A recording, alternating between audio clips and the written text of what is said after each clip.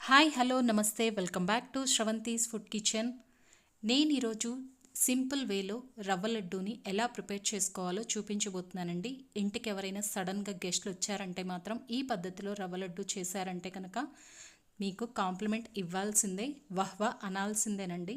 అంత సింపుల్ వేలో చాలా తక్కువ టైంలో అయిపోయే విధంగా రవ్వ లడ్డూని ప్రిపేర్ చేసుకుందాము. అలాగే వీడియోని ఎక్కడ కూడా స్కిప్ చేయకుండా చివరి వరకు చూడండి. అలాగే ప్రాసెస్లోకి వెళ్ళిపోదాము. ఫస్ట్ ఒక ప్యాన్ తీసుకుని దానిలో 1 కప్ వరకు సూజీని వేసుకుందాము. ఈ సూజీ రవ్వని లో ఫ్లేమ్లో మాత్రమే మంచి అరోమా వచ్చేంత వరకు ఫ్రై చేసుకోవాలి. 3 to 4 మినిట్స్ పడుతుందండి. హై ఫ్లేమ్లో పెట్టారంటే రవ్వ మాడిపోతుంది. కాబట్టి లో ఫ్లేమ్లో పెట్టుకొని నిదానంగా ఓపిక్గా ఫ్రై చేసుకుందాము. ఇప్పుడు ఫ్రై అయినటువంటి ఈ సూజీ రవ్వని మిక్సీ జార్లోకి ట్రాన్స్ఫర్ చేసేసుకుందాం. ఇప్పుడు మూత పెట్టేసుకొని ఈ రవ్వని ఫైన్ పౌడర్ లాగా గ్రైండ్ చేసుకుందామండి. చూసారు కదా, ఫైన్ పౌడర్ లాగా గ్రైండ్ చేసుకున్న తర్వాత బౌల్లోకి ట్రాన్స్ఫర్ చేసుకోవాలి. ఇప్పుడు అదే మిక్సీ జార్లో 1/2 కప్ వరకు షుగర్ని తీసుకున్నాను. మీకు ఇంకా స్వీట్ ఎక్కువ కావాలంటే కనుక 3/4 కప్ వరకు తీసుకోవచ్చు. నేను 1/2 కప్ వరకు తీసుకున్నాను. అలాగే 3 యాలకులను కూడా వేసుకొని మెత్తని పౌడర్ లెక్క గ్రైండ్ చేసుకోవాలి.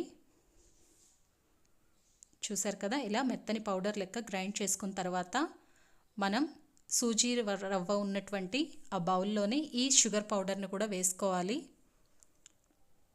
రెండు వేసుకొని మంచిగా కలిపి పక్కన పెట్టుకొని ఇప్పుడు అదే ప్యాన్లో 1/4 కప్ వరకు నెయ్యిని వేసుకుందాము. చూసారు కదా, నెయ్యి కరిగిన తర్వాత ఒక 10 జీడిపప్పుని ముక్కలుగా చేసుకొని వేసుకోవాలి.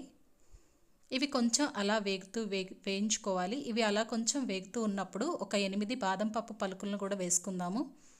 ఇవి కూడా కొంచెం వేగిన తర్వాత ఒక 8 నుంచి 10 వరకు కిస్మిస్లను కూడా తీసుకొని వేయించుకోవాలి.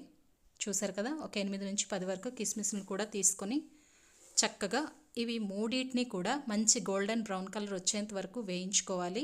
చూసారు కదా ఎలా చక్కగా వేగిపోయాయి. ఈ వేగిన అన్నిటి మిశ్రమాన్ని కూడా మనం ఇందాక సూజీ రవ్వలో కలిపేసుకుందాం. చూసారు కదా, చక్కగా వేడిగా ఉంటుంది కాబట్టి ఫస్ట్ స్పూన్తో కలిపేసుకోవాలి.